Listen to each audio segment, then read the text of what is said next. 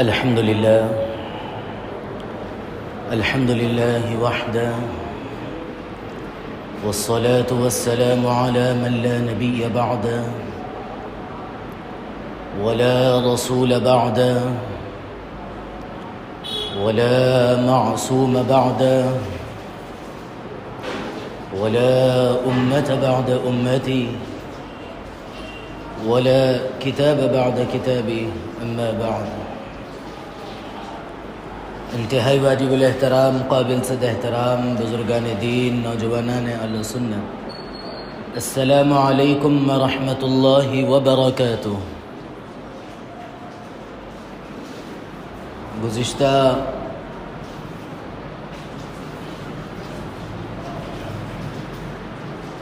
شعور پیدا کرنے کے سلسلے میں کچھ باتیں ہمارے سامنے آئی تھیں کہ آدمی اپنی لاؤبالی زندگی کو چھوڑ کر ایک باشعور زندگی گزارے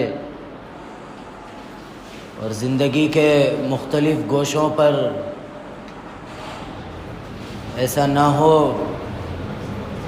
کہ ہم اس میں قدم رکھے اور ناکامی کا منہ دیکھنا پڑے، ایسا نہ ہو بلکہ ہم مکمل شعور کے ساتھ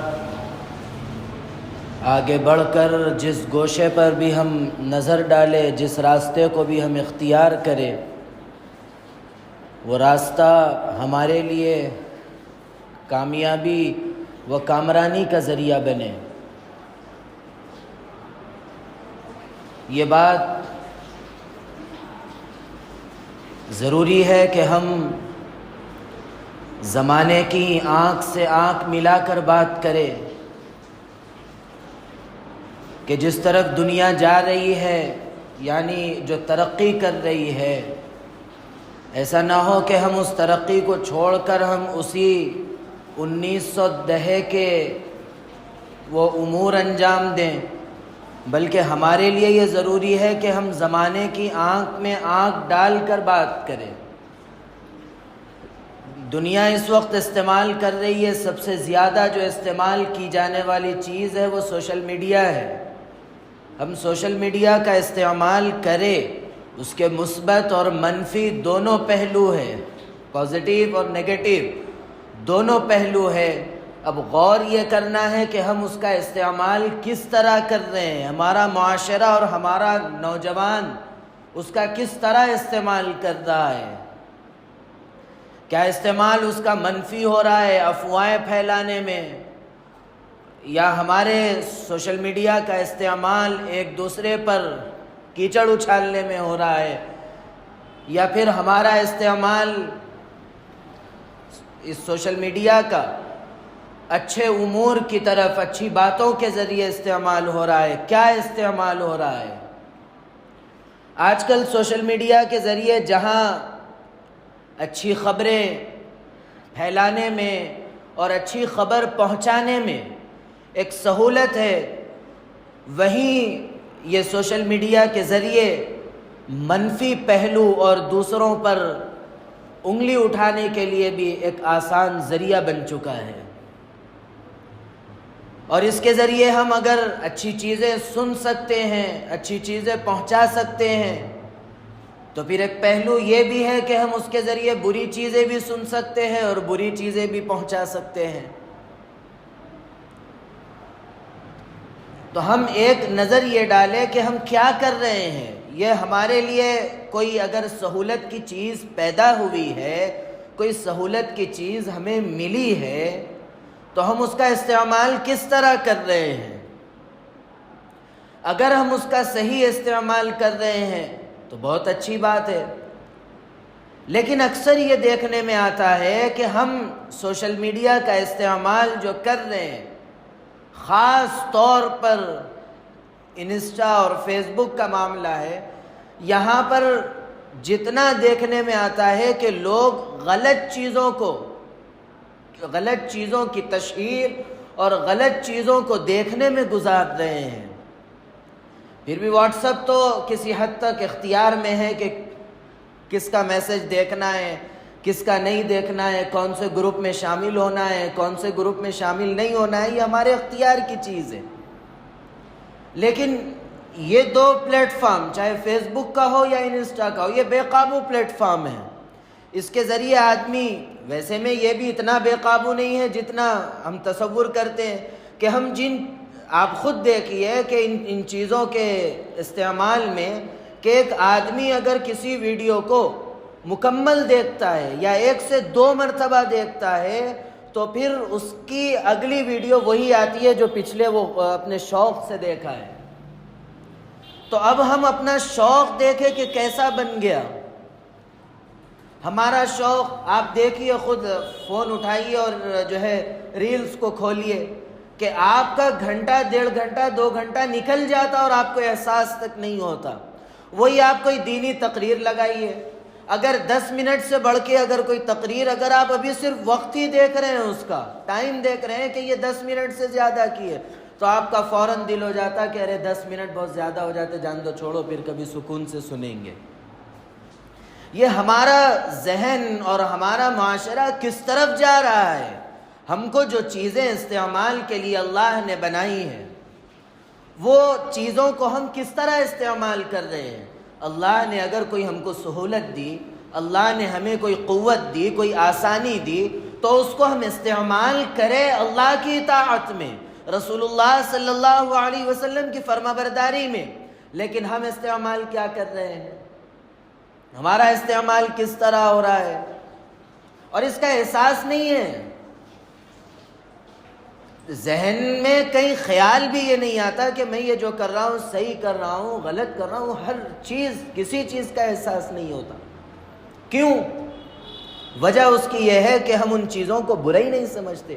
ایک آدمی بیمار ہے، اگر وہ شخص اپنے آپ کو بیمار نہیں سمجھے گا تو وہ اپنا علاج کس طرح کرے گا؟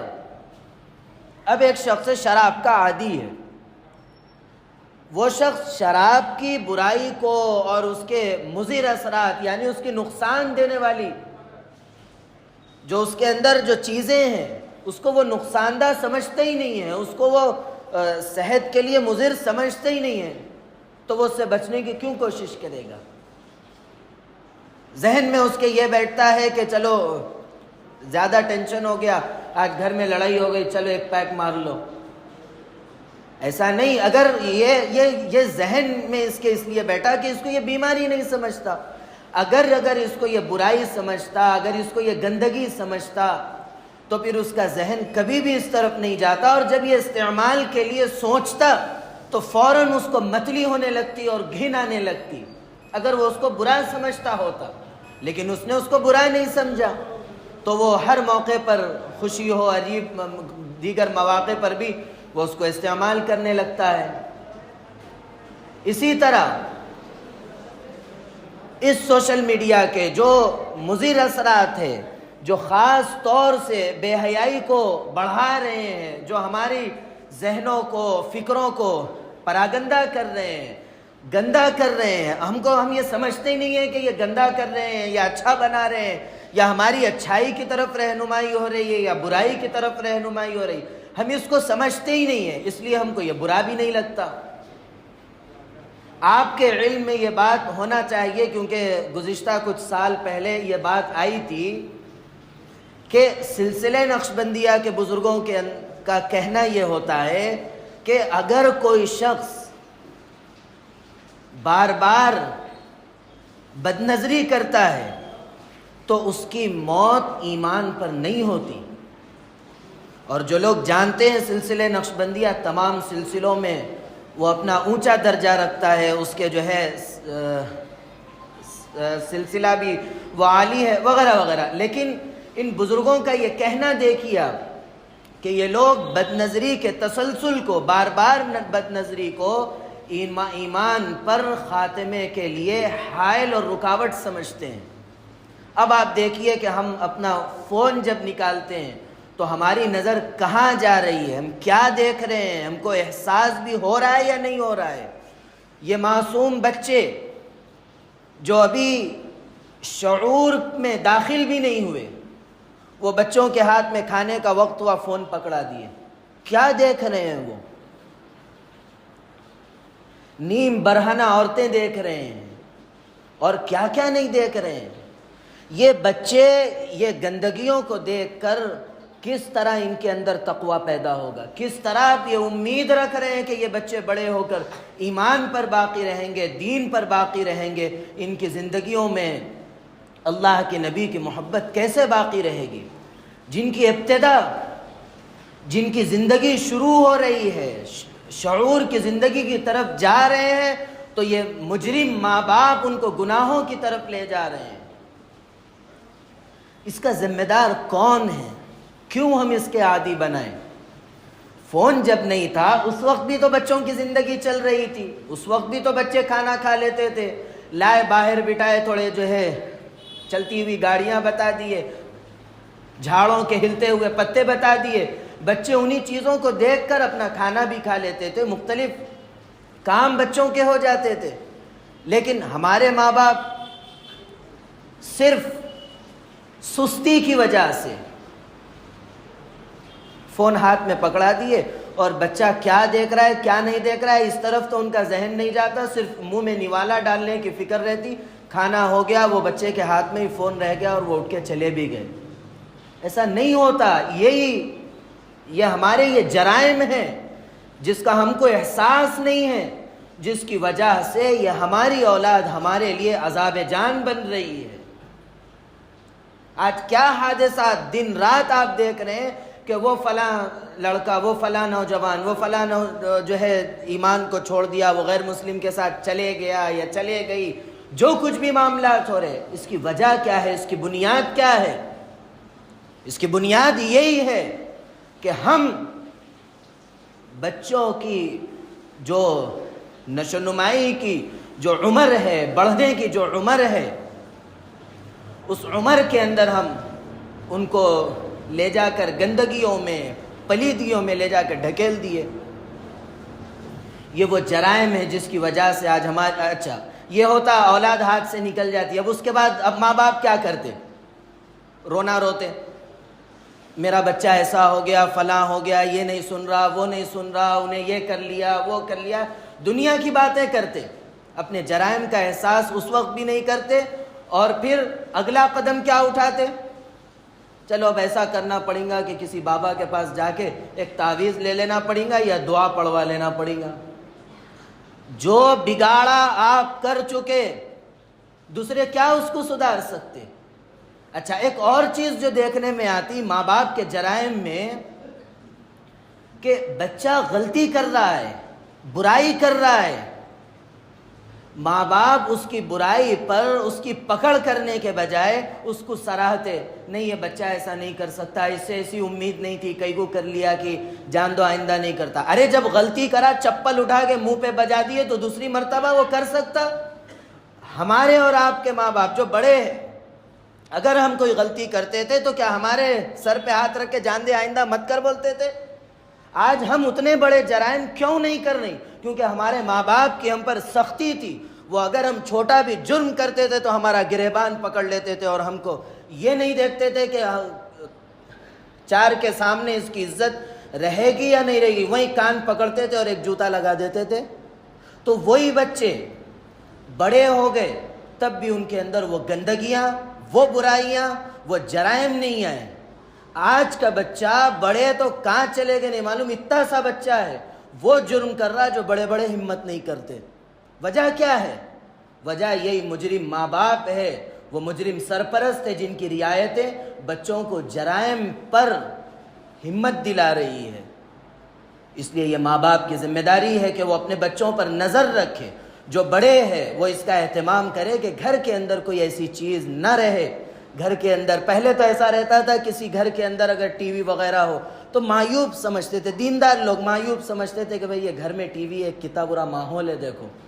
لیکن آج ہر شخص کے جیب میں ہے، کون کیا استعمال کر رہا ہے، احساس نہیں ہے کہ وہ کہاں بیٹھ کر کر رہا ہے، لوگوں کے بیچ میں کر رہا ہے، تنہائیوں میں جا کر کیا کر رہا ہے، نہ اس کی نگرانی ہے نہ اس کا احساس ہے، جس کی وجہ سے جرائم بڑھ رہے ہیں۔